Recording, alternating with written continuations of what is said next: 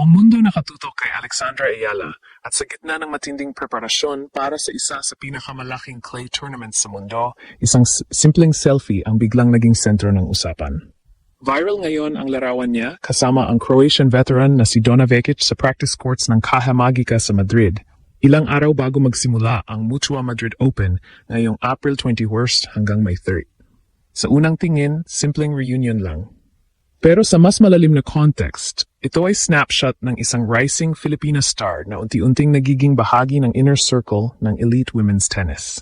Tinawag pa ni Alex Vekic na Tita Donna, isang light at personal na detalye na agad kinagat ng fans sa social media, dahilan para mag-trend ito sa Pilipinas sa loob ng ilang oras matapos i-post. Pero higit pa sa viral moment, malinaw ang sitwasyon. Si Alex ay nasa Madrid, hindi para magpahinga, kundi para lumaban. Matapos ang early exit sa Stuttgart, diretso siya sa Spain para sa kanyang clay court campaign. At sa pagkakataong ito, hindi na siya outsider. Nasa official player list siya ng Madrid Open, kasama ang ilan sa pinakamalalakas na pangalan sa women's tennis ngayon.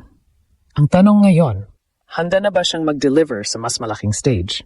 Para maintindihan ang bigat ng moment na ito, kailangan balikan ang timeline ng paghahanda ni Alex sa clay season.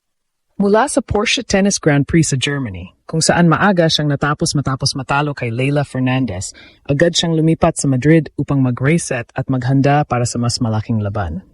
At hindi ito basta tournament. Ang Mutua Madrid Open ay isang WTA 1000 event, isa sa pinakamataas na level sa women's tennis outside the Grand Slams.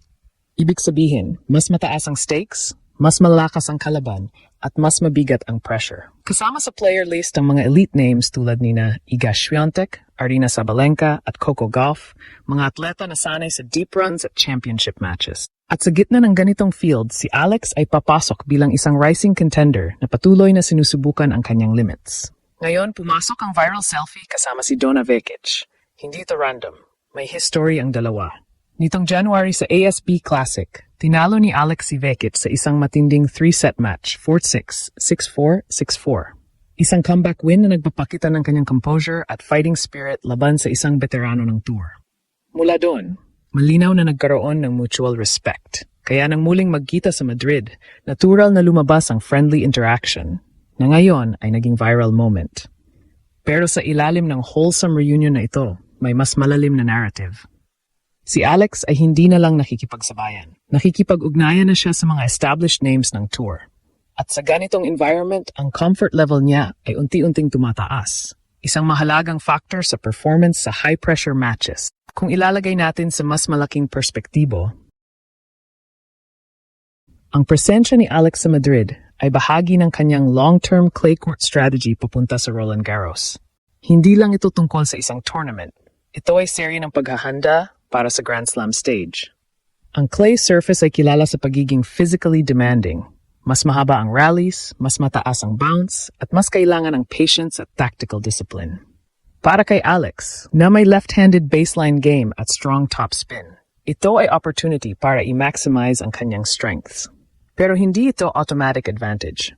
Ang Madrid ay kilala rin sa unique conditions. Mas mataas ang altitude kumpara sa ibang clay courts, kaya mas mabilis ang bola. Ibig sabihin, kailangang mag-adjust hindi lang sa surface kundi pati sa environment. Dito papasok ang kahalagahan ng kanyang preparasyon sa Caja Magica. Ang bawat practice session, bawat rally, bawat interaction, lahat ay bahagi ng kanyang adaptation process. At dito nagiging relevant ang kanyang connection kay Donna Vekic. Ang ganitong klase ng relasyon sa tour ay hindi lang social, it can also influence mental readiness. Ang pagiging comfortable sa paligid, ang pagkakaroon ng familiarity sa ibang players ay nakakatulong sa pag-manage ng pressure. Pero sa dulo ng araw, babalik pa rin sa performance ang lahat. Hindi na bago kay Alex ang spotlight. Pero ang Madrid ay ibang level, mas maraming mata, mas maraming expectations, at mas mataas ang stakes. Ang realistic outlook. Hindi madaling makakuha ng deep run sa ganitong klaseng field. Pero base sa kanyang current ranking at trajectory, may kakayahan siyang makipagsabayan at possibly makakuha ng key wins. Ang mahalaga ngayon ay consistency. Ang kakayahang magdala ng mataas na level ng laro mula first round hanggang sa susunod na mga laban. Sa kabuuan, ang viral selfie ni Alexandra Ayala at Donna Vekic ay maaring mukhang simpleng social media moment. Pero sa mas malalim na analysis, ito ay simbolo ng mas malaking pagbabago sa career ng batang Filipina. Mula sa pagiging junior standout, ngayon ay isa na siyang regular presence sa pinakamalalaking tournament sa mundo. At sa bawat ganitong pagkakataon, mas lalo niyang pinapatibay ang kanyang lugar sa professional circuit. Para sa mga Pilipino, ang bawat update mula sa Madrid ay may kasamang excitement at pride. Hindi lang dahil sa viral moments, kundi dahil sa tunay na progreso na ipinapakita ni Alex sa kanyang laro at career. Ang Mutua Madrid Open ay magiging malaking test. Isang pagkakataon para mag-bounce back mula sa Stuttgart, mag-ipon ng ranking points at maghanda para sa Roland Garros. Sa huli, ang selfie na ito ay paalala na ang tennis ay hindi lang laban sa loob ng court. Ito rin ay tungkol sa growth, connections at journey ng isang atleta. At habang papasok si Alex sa susunod na yugto ng kanyang clay season, isang bagay ang malinaw. Hindi lang Pilipinas ang nakatutok sa kanya. Unti-unti, buong mundo. Sa mas malalim na analytics, ang sitwasyon ngayon ni Alex sa Mutua Madrid Open ay isang critical evaluation phase ng kanyang clay court identity. Hindi lang ito tungkol sa resulta ng bawat match. Ito ay tungkol sa kung paano niya ina-adapt ang kanyang laro laban sa iba't ibang archetypes ng kalaban sa elite level. Una, tingnan natin ang kanyang playing style. Bilang left-handed baseliner, may natural siyang advantage sa spin variation at angle creation. Sa clay, ang heavy topspin niya ay mas nagiging effective dahil sa high bounce na kayang mag-push ng opponents palabas ng court.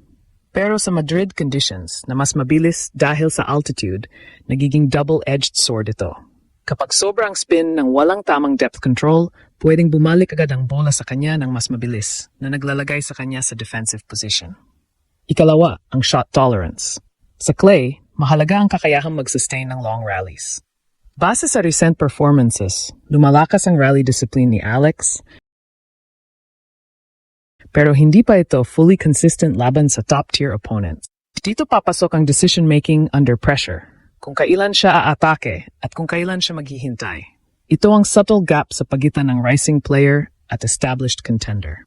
Ikatlo, mental pacing. Ang Madrid ay hindi lang physical test kundi psychological grind. Ang exposure niya sa mga players tulad ni Iga Swiatek at Aryna Sabalenka indirectly, even sa shared environment, ay nagbibigay ng benchmark sa kanyang sarili. Dito niya makikita ang level na kailangan niyang maabot.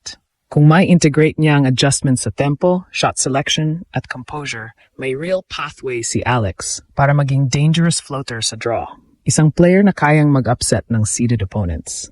Hindi pa siya finished product, pero malinaw, ang trajectory niya ay pataas. At ang Madrid ang isa sa pinakamahalagang measuring stick ng kanyang 2026 season.